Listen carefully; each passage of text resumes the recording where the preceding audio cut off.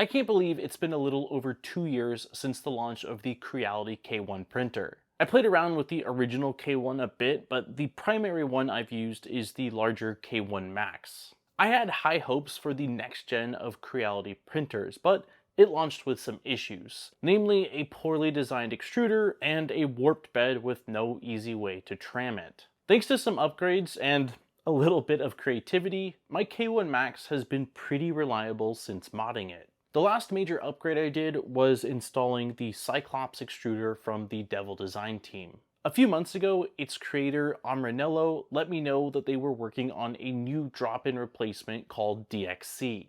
The goal of this new extruder was to overcome the shortcomings of Cyclops and be a true drop-in replacement. He sent out an early unit for testing, and a couple of weeks ago I got in the final retail version. In today's video, we'll be diving into DXC. We'll go over what the extruder is, what the process is like for installing it, and I'll share my overall thoughts based on my time with it so far. I also received 2 additional units to give away, but more on that later in the video. So with all that being said and without further ado, let's get right into today's video.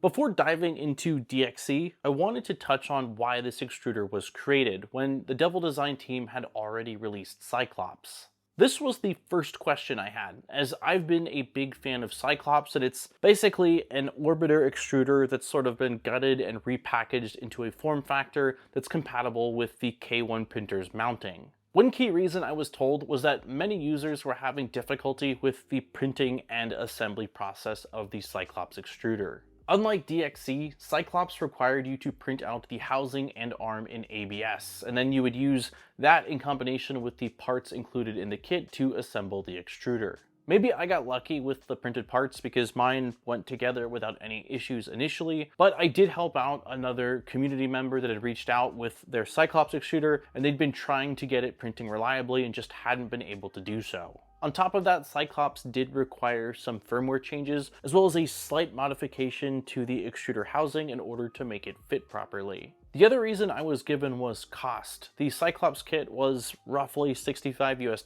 with part of that being for the new extruder motor. With DXC, the price point I've been seeing is somewhere between $40 and $45 approximately, so you do have a savings of $20. Thanks to Flexispot for sponsoring today's video. I've been using their E7 Plus standing desk for the past year, and I'm still blown away with how sturdy it is. Unlike most standing desks that use 2 legs, the E7 Plus has a 4-leg design that adds some serious stability. Combined with a rigid frame and strong motors, it supports a static load of 540 pounds and can lift up to 440. It also goes higher than any other 4-leg desk I've seen, reaching up to 51.6 inches. You can dial in your height and save it using the included keypad. Flexispot backs this desk with a 15-year warranty, which is almost unheard of, especially at this price point. Most desks with this kind of performance cost over $1,000, but the E7 Plus offers a ton of customization options for different needs and budgets. Flexispot's running major sales right now, so there's never been a better time to get your own E7 Plus 4-leg standing desk. Use my code YTE7P50 for an extra $50 off. DXC was made in collaboration with Devil Design, Fadis, as well as Creality, and uses a completely different design and setup than the stock extruder, Cyclops, or really just about any extruder that I can recall testing. The body of the extruder is injection molded with CNC parts for the arm, wheels, and reinforcing the right side where the tension spring is. Looking at the extruder from the front, one of the most unique things about DXC is the dual drive gear setup.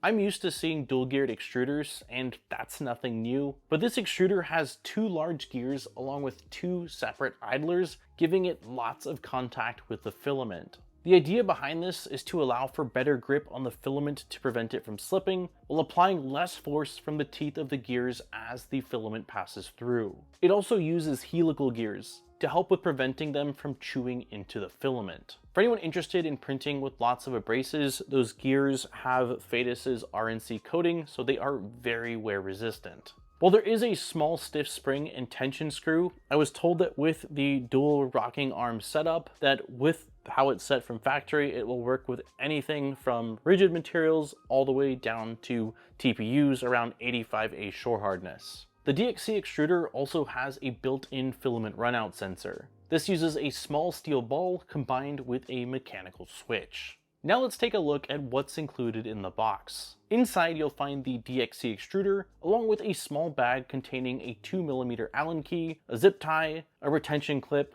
one M3 screw, and a motor extension cable. This is everything you'll need to get the extruder installed. If you watched my video on Cyclops, the installation process for this is much simpler. I'll take you through the process I went through, but because I'm using a modified toolhead as well as swapping from Cyclops to DXC and not from stock to DXC, things are going to look a bit different. Before doing anything, if you have filament loaded into the machine, heat up the hot end and remove the filament from the hot end and extruder. Then turn off the heater, wait for the hot end to cool down, and unplug the printer. Now we can remove the cover for the toolhead.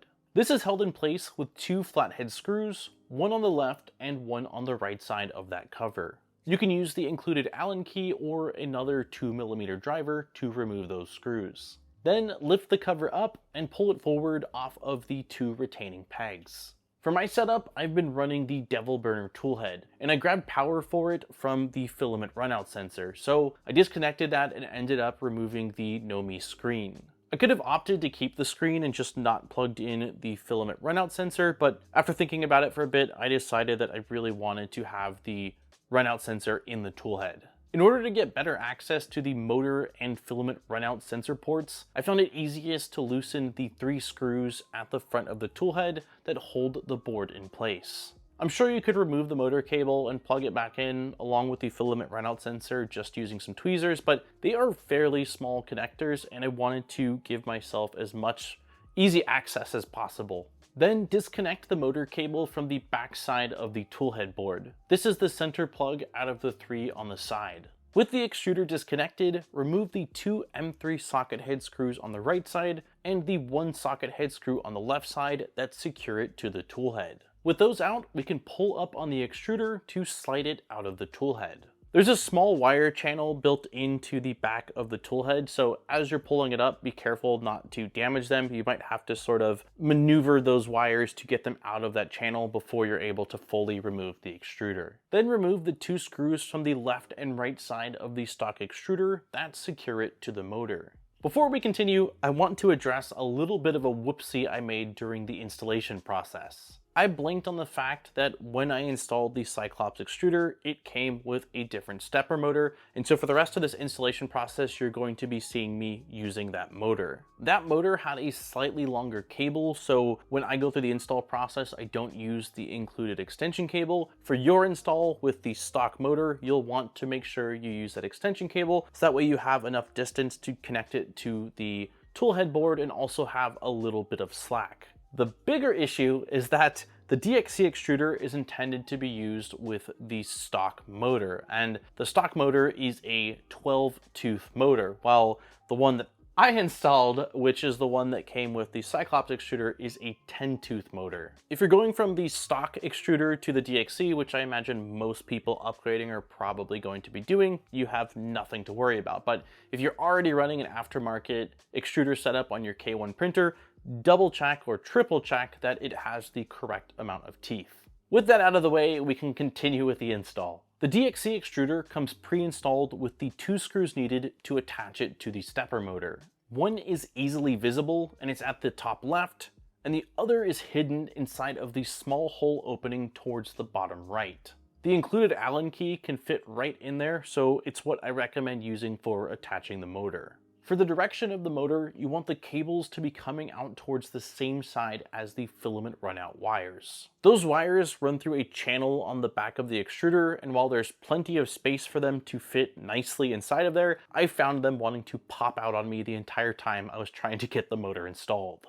What worked best for me was to push down on them a little bit to try to sort of tame them a bit more, and then attaching the motor by just screwing in both of those screws a couple of turns. Doing this lets you grab the extruder and use a finger to hold those cables in place while using your other hand with the Allen key to fully tighten down those 2 screws to the motor. Before sliding the new extruder in place, make sure you have the stock filament guide tube installed. It was a loose fit at the extruder, so I dropped it into the opening on the back of the toolhead and slid DXC over it. Now we can install the filament runout sensor and the motor cable to the toolhead board. These are really small connectors, so make sure you double check the pin direction and don't use any excessive force. When attaching the DXC extruder, the one at the top right needs to be an M3 by 4mm, which is the one that was included with this kit. For the bottom one on the right and the left one, use the same screws you removed when taking out the stock extruder.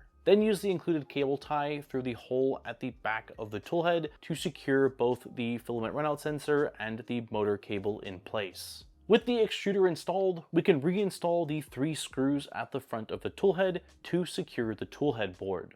Then attach the layer cooling fan to the front of the board, slide the cover over the pegs on top, and use those 2 screws that we removed earlier on the left and the right to reattach it. If, like me, you're going to be running the toolhead filament runout sensor, make sure you disconnect the cable from the stock runout sensor that's located at the back right of the printer. Congratulations, you are now up and running with DXC. There's no firmware changes or any other sort of modifications that you have to make. The exception to this is if, like me, you're already running a modified extruder. In that case, all I did was set all of the extruder and the TMC extruder values back to the stock ones. One thing I didn't realize when I started converting this printer over to the DXC extruder is that this extruder actually sits up higher on the toolhead. So if you have a K1 Max, you are not going to be able to get that top glass back on. Because of this, I ended up printing out a riser setup that basically lifts the top up so I'm able to use that glass again and print with ABS. But if you have a K1 Max, this is something you'll absolutely want to be aware of.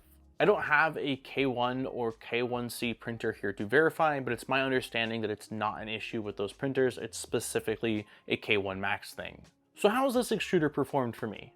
Well, I'm pleased to say very well. I haven't done any new profile tuning, and for most of my testing, I just used the stock Orca Slicer profiles. But with that, I printed PLA, high temp PLA, glass-filled high temp PLA, PETG, ABS, and TPU. The only thing that gave me any issues was TPU, and it wasn't even because of the extruder. The 2 spools of TPU I had for testing were extremely wet, and even after drying out one of them all night long, I still saw some symptoms of moisture in the filament. Both of those filaments were 95A shore hardness, and I do have a roll of 85A somewhere on the shelf that I plan on drying out and doing some further testing with. For anyone who's been having inconsistent extrusion issues on their K1, K1C, or K1 Max printer, DXC seems like a really nice upgrade over the stock setup. For anyone happily running Cyclops or another third-party extruder without any issues, I would keep using what's been working for you. I mentioned earlier that I really like the Cyclops extruder, and that still stands. But having a true drop-in replacement that requires no printing of parts or assembling, no customizing of the firmware or the printer, and is going to save you some money is pretty sweet. While wrapping up this video, I got a message from RoboDruid, an awesome community member that was sending over a couple pictures of their K1 Max running the CFS, which is Creality's multi-material sort of AMS style setup. I knew a version was coming for K1 printers, but I didn't realize that it was already here. Because this requires a filament cutter, if you plan on going that route, the DXC extruder does not have one, so I would recommend sticking with whatever the official extruder from Creality is for the CFS. I mentioned earlier that I was provided with 2 extra DXC extruders that I was going to be using for a giveaway, and I've decided that this giveaway is going to be international, and I will figure out the shipping logistics based off of the winners and wherever the winners end up being. To enter, all that you have to do is subscribe to Amran's channel and comment "Modbot sent me" on his DXC launch video. Then fill out the form in the description with your name, email, and YouTube name so that I can verify the comments, and I'll draw the winners 1 week after this video goes live. I'll email the winners directly and also post in the YouTube communities tab who the winners are, so be on the lookout for that. And that's been the DXC extruder. I hope that you enjoyed this video and that you have a better idea of what DXC is, what the installation process is like, and if this is the right choice for your K1 printer. If you have any questions, let me know in the comments and I'll do my best to answer. I'll also have a link in the description over to Devil Design's Discord, specifically the channel for DXC, where you can ask any questions directly to the team. On that note, don't forget to like and subscribe for more great videos. We make a video just about every single week, so there's always fresh content coming your way. And if you want to support the channel further, I'll have links in the description over to our Patreon, where there are some really awesome rewards. Huge thank you to all of our existing Patreon supporters. I appreciate each and every one of you for allowing me to come back every single week and spend more time doing what I love, which is making content for you all to enjoy. On that note, this has been Daniel from Modbot. I look forward to seeing you guys in my next video. Peace, guys.